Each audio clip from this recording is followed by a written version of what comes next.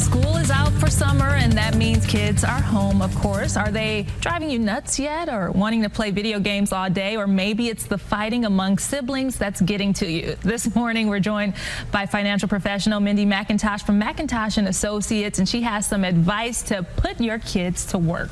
That sounds a lot worse than it might be. This is a good thing, right? Sure, it is a great thing. If we're looking at ways to give our kids allowance, what are some that you suggest? Well, what's great is by learning how to earn an allowance, you can learn to teach them how to have proper money management later in life. So by setting that foundation, you can really kind of have your children learn to be generous and work hard from a young age by distributing what they might receive in the form of an allowance.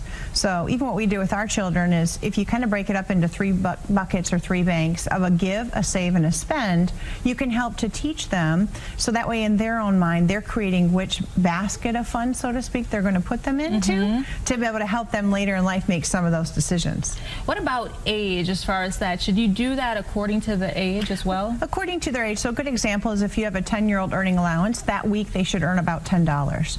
So if you base it on their age, 15-year-old and such, that's their weekly allowance that they're receiving, and then you can decide how you're going to divvy that up.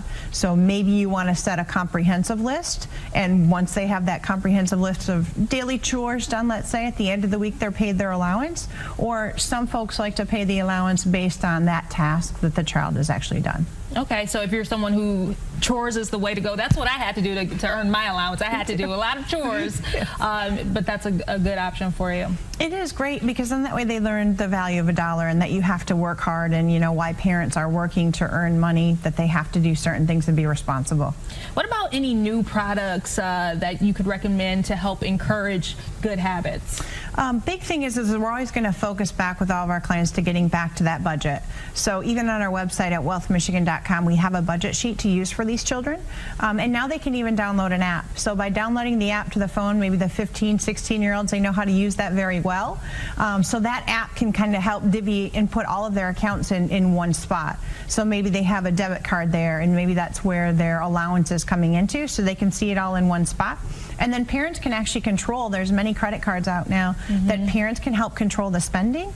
So there isn't any type of issue there with the children overspending. They can actually limit and decide where that spending can go for their children. So they learn how to be responsible. They feel like they're in control, but the parents still are kind of seeking what's happening. Right, keeping tabs on it. Still, I think the technology part is so critical, especially because so many of the kids are always on the phone, and you know, having the app, it just makes it a little bit easier. It helps them, and that's what they're accustomed to these days. So now they've laid out, here's your chores, here's what you're earning, comes into one spot, and they just really learn proper money management to help them with their finances in the future. All right, wrapping up here, I guess as far as a big goal, maybe at the end of the summer, might that be a good idea to try to have them look toward something big and save their money the whole summer? Yeah, save their money. There's something that they want to purchase, or something maybe going back to school, or some vacation, or an item. That way they can focus on that, segment some funds for that. All right, sounds good. Mindy, anything else for us? That's all right. All